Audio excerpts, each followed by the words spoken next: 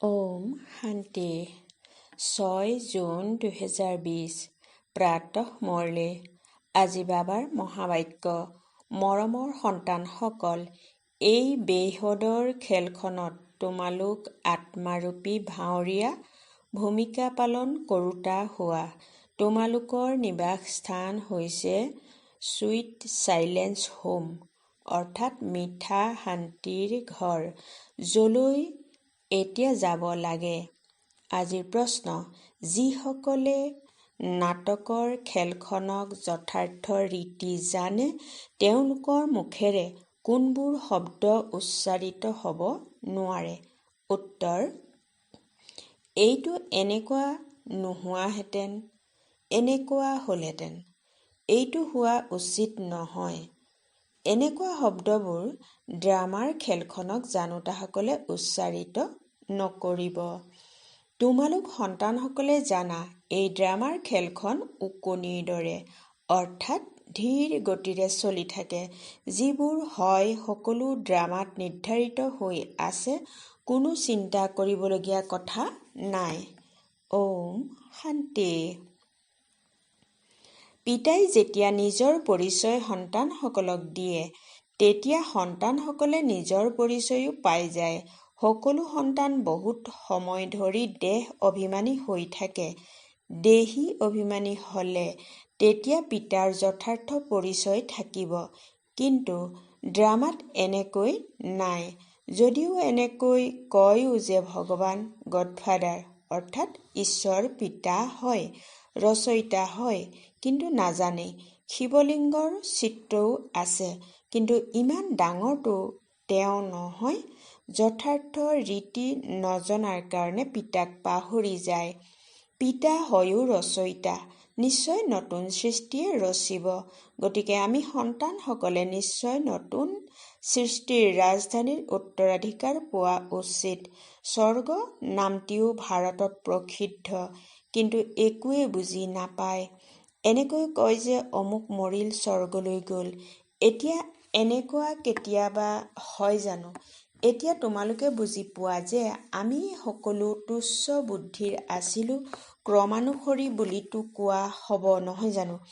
প্ৰথম মুখ্যজনৰ প্ৰসংগতে বুজোৱা হয় যে মই এওঁৰ বহুত জন্মৰ অন্তিম শৰীৰত আহোঁ। এওঁ হ'ল নাম্বাৰ 1, অৰ্থাৎ প্ৰথম নম্বৰৰ।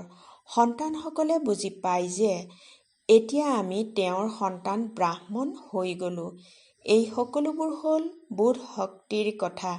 পিতাই ইমান সময়ৰ পৰা বুজায়ে থাকে, নহ'লেতো পিতাক চিনি পোৱাটো ছেকেণ্ডৰ কথা। পিতাই কয়, মোক স্মৰণ কৰিলে তেতিয়া তোমালোকৰ বিকৰ্ম বিনাশ হ'ব। নিশ্চয় হৈ গ'ল। তেতিয়া কোনো কথাতে প্ৰশ্ন আদি উঠিব নোৱাৰে। পিতাই বুজাইছে, তোমালোক যেতিয়া শান্তিধামত আছিলা তেতিয়া পাৱন আছিলা। এই কথাবোৰো তোমালোকেহে পিতাৰ দ্বাৰা শুনা, অন্য কোনেও শুনাব নোৱাৰে। তোমালোকে জানা যে আমি আত্মাসকল ক'ৰ নিবাসী। যেনেকৈ নাটকৰ ভাৱৰীয়াই ক'ব, মই ইয়াৰ নিবাসী, কাপোৰ সলনি কৰি মঞ্চত আহি যাব। এতিয়া তোমালোকে বুজি পোৱা, আমি ইয়াৰ নিবাসী নহয়। এইখন এখন নাট্যশালা। এইটো এতিয়া বুদ্ধিত উদয় হৈছে যে আমি মূল বতনৰ নিবাসী হওঁ, যাক ছুইট চাইলেন্স হোম অৰ্থাৎ মিঠা শান্তিৰ ঘৰ বুলি কোৱা হয়। ইয়াকে সকলোৱে বিচাৰে, কিয়নো আত্মা দুখী নহয় জানো? সেয়েহে কয়, আমি কেনেকৈ ঘৰলৈ উভতি যাম। ঘৰৰ ঠিকনা নোহোৱাৰ বাবে দিগভ্ৰান্ত হৈ ঘূৰি ফুৰে। এতিয়া তোমালোকে দিগভ্ৰান্ত হৈ ঘূৰি ফুৰাৰ পৰা মুক্ত হ'লা।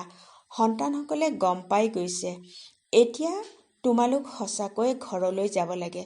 মই আত্মা কিমান সূক্ষ্ম বিন্দু হওঁ, এইটো আশ্চৰ্য হয়, যাক প্ৰকৃতি অৰ্থাৎ ঐশ্বিক বুলি কোৱা হয়। ইমান সূক্ষ্ম বিন্দুত ইমান ভূমিকা নিহিত হৈ আছে। পৰম পিতা পৰমাত্মাই কেনেকৈ ভূমিকা পালন কৰে, এইটোও তোমালোকে জানি গ'লা। সকলোতকৈ মুখ্য ভূমিকা পালন কৰোঁতা তেওঁ হয়। কৰণ কৰাৱনহাৰ হয় নহয় জানো? তোমালোক এতিয়া মৰমৰ সন্তানসকলে এইটো এতিয়া বুজি পালা যে আমি আত্মাসকল শান্তিধামৰ পৰা আহোঁ। আত্মাসকল জানো নতুনকৈ ওলায়, যিয়ে শৰীৰত প্ৰৱেশ কৰে? নহয়, সকলো আত্মা চুইট হোমত থাকে, তাৰ পৰা ভূমিকা পালন কৰিবলৈ আহে। সকলোৱে ভূমিকা পালন কৰিব লাগে। এইখন হৈছে খেল। এই সূৰ্য, চন্দ্ৰ, তৰা আদিবোৰ কি হয়? এই সকলোবোৰ হৈছে প্ৰদীপ, যাৰ দ্বাৰা ৰাতি আৰু দিনৰ খেলখন চলে। বহুতে কয়, সূৰ্য দেৱতাই নমঃ, চন্দ্ৰমা দেৱতাই নমঃ, কিন্তু বাস্তৱত এয়া কোনো দেৱতা নহয়। এই খেলখনৰ বিষয়ে কোনেও গম নাপায়। সূৰ্য চন্দ্ৰকো দেৱতা বুলি কৈ দিয়ে। বাস্তৱত এয়া গোটেই বিশ্ব নাটকৰ কাৰণে প্ৰদীপ হয়। আমি চুইট চাইলেন্স হোমৰ নিবাসী। ইয়াত আমি ভূমিকা পালন কৰি আছো। ওকণিৰ দৰে এই চক্ৰ ঘূৰি থাকে। যিবোৰ হয় সেয়া ড্ৰামাত নিৰ্ধাৰিত হৈ আছে। এনেকৈ কোৱা উচিত নহয় যে এনেকুৱা নোহোৱাহেঁতেন, তেতিয়া এনেকুৱা হ'লহেঁতেন। এইখনতো ড্ৰামা নহয় জানো? উদাহৰণস্বৰূপে যেনেকৈ তোমালোকৰ মা আছিল, এইটো খেলটো নাছিল যে গুচি যাব। বাৰু, শৰীৰ এৰি দিলে ড্ৰামা। এতিয়া নিজৰ নতুন ভূমিকা পালন কৰি আছে। চিন্তাৰ কোনো কথা নাই। ইয়াত তোমালোক সন্তানসকলৰ বুদ্ধিত আছে যে আমি ভাৱৰীয়া হওঁ। এইখন হৰা-জিকাৰ খেল। এই হৰা-জিকাৰ খেলখন মায়াৰ ওপৰত আধাৰিত। মায়াৰ লগত হৰা মানেই হৰা, আৰু মায়াৰ লগত জিকা মানেই জিকা। এনেকৈতো সকলোৱে গায়, কিন্তু বুদ্ধিত জ্ঞান অলপো নাই। তোমালোকে জানা যে মায়া কি বস্তু হয়? এয়াতো ৰাৱণ হয়, যাক মায়া বুলি কোৱা হয়। ধনক সম্পত্তি বুলি কোৱা হয়, ধনক মায়া বুলি কোৱা নহয়। মনুষ্যই ভাবে এওঁৰ ওচৰত বহুত ধন আছে, তেতিয়া কৈ দিয়ে এয়া মায়াৰ নিচা। কিন্তু মায়াৰ নিচানো কি হয়? মায়াকতো আমি জিকিবলৈ চেষ্টা কৰোঁ। গতিকে এই ক্ষেত্ৰত কোনো কথাতে সংশয় আনিব নালাগে। অপৰিপক্ক অৱস্থা হোৱাৰ কাৰণে এই সংশয় উদয় হয়। এতিয়া ভগৱানে কয়, কাৰ প্ৰতি? আত্মাসকলৰ প্ৰতি। ভগৱানটো নিশ্চয় শিৱই হ'ব লাগিব, যিয়ে আত্মাসকলৰ প্ৰতি কয়। কৃষ্ণটো দেহধাৰী হয়, তেওঁ আত্মাসকলৰ প্ৰতি কেনেকৈ ক'ব? তোমালোকক কোনো দেহধাৰীয়ে জ্ঞান নুশুনায়। পিতাৰতো দেহ নায়েই, আন সকলোৰেতো দেহ আছে। যাক পূজা কৰে তেওঁক স্মৰণ কৰাটো সহজ হয়। ব্ৰহ্মা, বিষ্ণু, শংকৰক দেৱতা বুলি কোৱা হ'ব। শিৱক ভগৱান বুলি কয়। উচ্চতকৈও উচ্চ হৈছে ভগৱান। তেওঁৰ দেহ নাই। এইটোও তোমালোকে জানা যে যেতিয়া মূল বতনত আত্মাসকল আছিল, তেতিয়া তোমালোকৰ দেহ আছিল নে নাছিল? তোমালোক আত্মাসকল আছিলা। এই শিৱ বাবাও আত্মা হয়, কেৱল তেওঁ পৰম হয়। তেওঁৰ ভূমিকা গায়ন কৰা হৈছে, ভূমিকা পালন কৰি গৈছে, সেইবাবেতো পূজা হয়। কিন্তু এজনো মনুষ্য নাই যিয়ে এইটো গম পায় যে ৫,০০০ বছৰৰ আগতেও পৰমপিতা পৰমাত্মা ৰচয়িতা আহিছিল। তেওঁ হয়েই হেভেনলি গডফাদাৰ, অৰ্থাৎ স্বৰ্গীয় ঈশ্বৰ পিতা। প্ৰত্যেক ৫,০০০ বছৰৰ পাছত কল্পৰ সংগমত তেওঁ আহে। কল্পৰ আয়ুস দীঘলীয়া কৰি দিয়াৰ কাৰণে সকলো পাহৰি গৈছে। তোমালোক সন্তানসকলক পিতাই আহি বুজায়। তোমালোকে নিজেই কোৱা, বাবা, আমি আপোনাৰ সৈতে কল্পই কল্পই মিলিত হওঁ আৰু আপোনাৰ পৰা উত্তৰাধিকাৰ লওঁ, আকৌ কেনেকৈ হেৰুৱাই পেলাওঁ এইটো বুদ্ধিত আছে। জ্ঞানটো অনেক প্ৰকাৰৰ আছে, কিন্তু জ্ঞানৰ সাগৰ বুলি ভগৱানকহে কোৱা হয়। এতিয়া এইটোও সকলোৱে বুজি পায় যে বিনাশ নিশ্চয় হ'ব, আগতেও বিনাশ হৈছিল। কেনেকৈ হৈছিল এইটো কোনেও গম নাপায়। শাস্ত্ৰততো বিনাশৰ বিষয়ে কি কি লিখি দিছে। পাণ্ডৱ আৰু কৌৰৱসকলৰ যুদ্ধ কেনেকৈ হ'ব পাৰে? এতিয়া তোমালোক সংগম যুগত ব্ৰাহ্মণ হোৱা। ব্ৰাহ্মণসকলৰতো কোনো যুদ্ধ নহয়। পিতাই কয়, তোমালোক মোৰ সন্তান হোৱা অহিংসক, দ্বৈত অহিংসক। এতিয়া তোমালোক নিৰ্বিকাৰী হৈ আছা। তোমালোকেই পিতাৰ পৰা কল্পই কল্পই উত্তৰাধিকাৰ লোৱা। ইয়াত কোনো কষ্টৰ কথা নাই। জ্ঞান বৰ সহজ। 84 চক্ৰৰ জন্মৰ চক্ৰ তোমালোকৰ বুদ্ধিত আছে। এতিয়া নাটক সম্পূৰ্ণ হ'বৰ হ'ল। বাকী অলপ সময় আছে। তোমালোকে জানা, এতিয়া এনেকুৱা সময় আহিব যে চহকীসকলেও খাদ্য শস্য নাপাব, পানী নাপাব। ইয়াক কোৱা হয় দুখৰ পাহাৰ। অনাহকতে তেজৰ খেল নহয় জানো? ইমানবিলাক সকলো নাশ হৈ যাব। কোনোবাই ভুল কৰিলে তেওঁ শাস্তি পায়। এওঁলোকে কি ভুল কৰিলে? কেৱল এটাই ভুল কৰিলে যে পিতাক পাহৰি গ'ল। তোমালোকেতো পিতাৰ পৰা ৰাজ্যভাগ্য লৈ আছা। বাকী মনুষ্যইতো ভাবে এতিয়া মৃত্যু সমাগত। মহাভাৰতৰ যুদ্ধ অলপ আৰম্ভ হ'লেই মৰি যাব। তোমালোকতো জীয়াই থাকা নহয় জানো?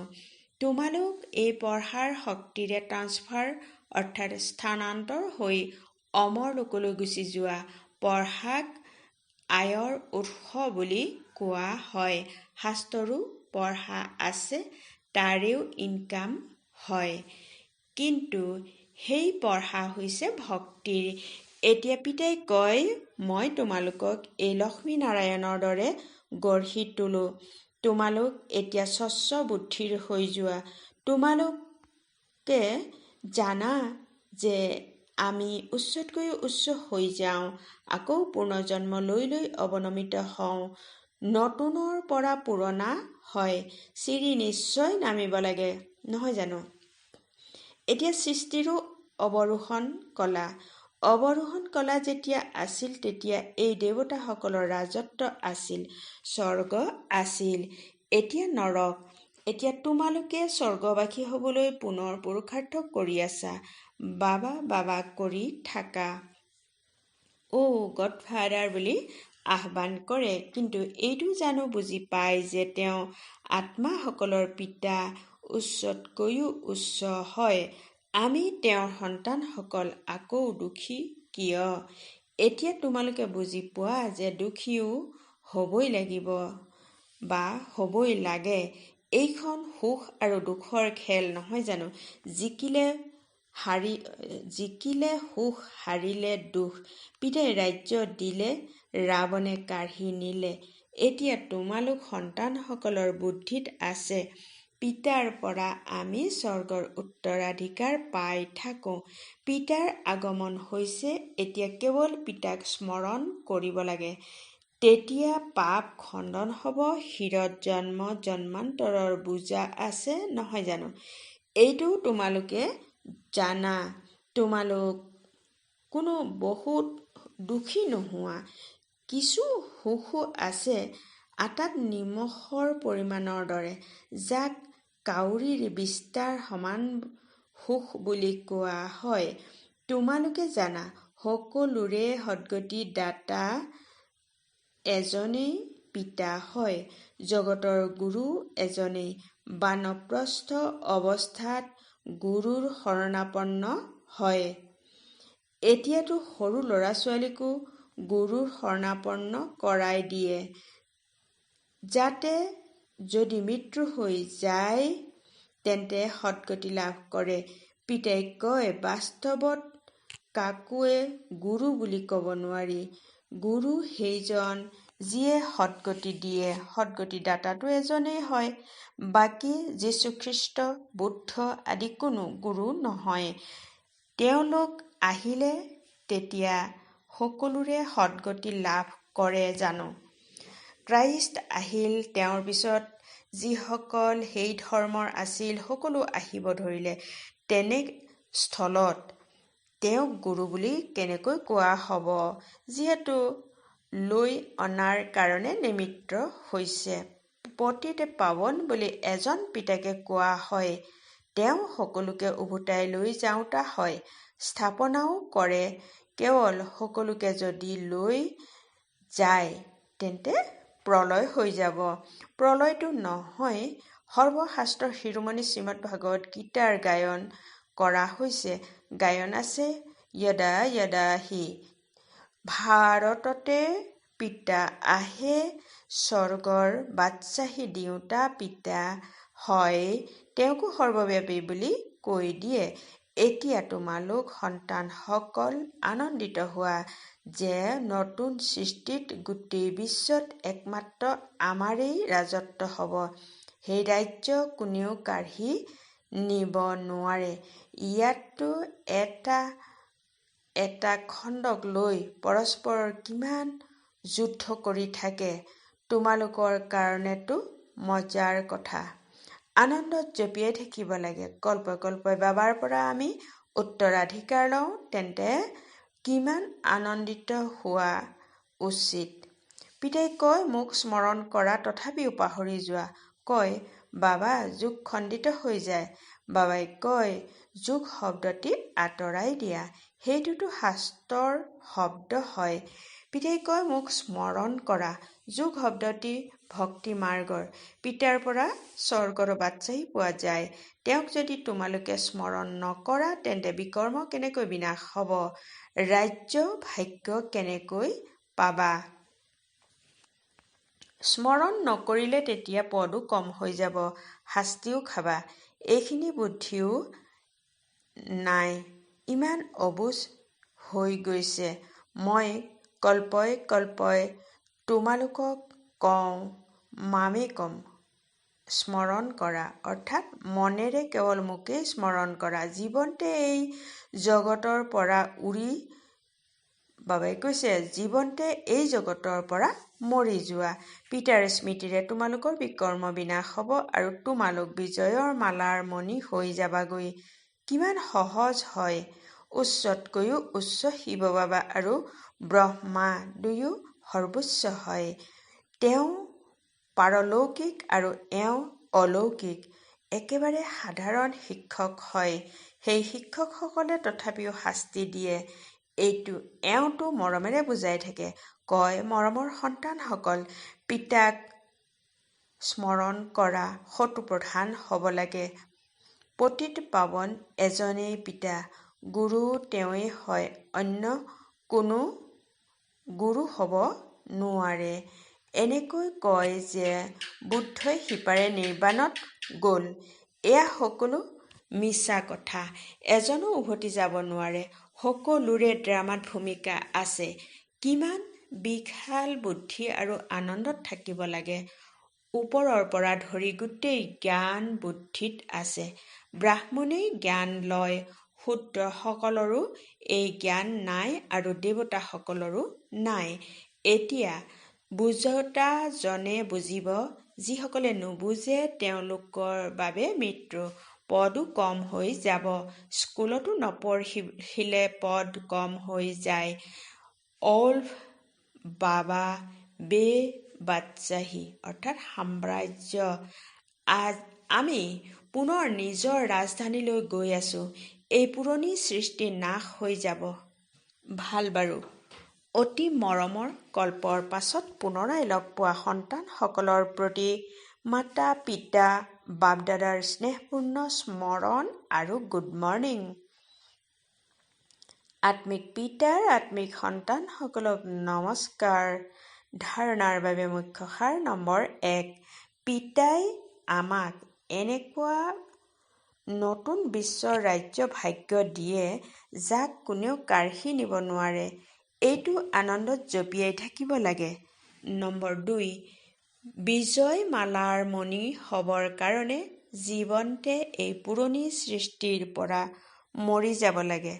পিতাৰ স্মৃতিৰে বিকৰ্ম বিনাশ কৰিব লাগে। আজিৰ বৰদান, এজনৰ লগত সকলো সম্বন্ধ ৰক্ষা কৰোঁতা, সকলো আলম্বনৰ পৰা মুক্ত, সম্পূৰ্ণ ফৰিস্তা হোৱা। বহলাই এনেদৰে কোৱা হৈছে যিদৰে কোনো বস্তু তৈয়াৰ কৰোঁতে যেতিয়া সেই বস্তুটো তৈয়াৰ হৈ যায় তেতিয়া আলম্বন অৰ্থাৎ পাত্ৰৰ চাৰিওকাষ এৰি দিয়ে। এনেকৈ যিমানে সম্পন্ন ষ্টেজ অৰ্থাৎ স্থিতিৰ সমীপত আহি থাকিবা সিমানে সকলো আলম্বনৰ পৰা একাষৰীয়া হৈ গৈ থাকিবা। যেতিয়া সকলো বন্ধনৰ পৰা বৃত্তিৰ দ্বাৰা একাষৰীয়া হৈ যাবা অৰ্থাৎ কাৰো প্ৰতি আসক্তি নাথাকিব তেতিয়া সম্পূৰ্ণ ফৰিস্তা হৈ যাবা। এজনৰ লগত সকলো সম্বন্ধ ৰক্ষা কৰা এয়াই ঠিকনা। ইয়াৰ দ্বাৰাই আন্তৰিক ফৰিস্তা বাবাই কৈছে ইয়াৰ দ্বাৰাই অন্তিমৰ ফৰিস্তা জীৱনৰ লক্ষ্য সমীপত অনুভৱ হ'ব। বুদ্ধি দিগভ্ৰান্ত হৈ ভ্ৰমি ফুৰাটো বন্ধ হৈ যাব। শ্লোগান: স্নেহ এনেকুৱা চুম্বক যিয়ে গ্লানি কৰোঁতাজনকো সমীপত লৈ আনে। ওম শান্তি।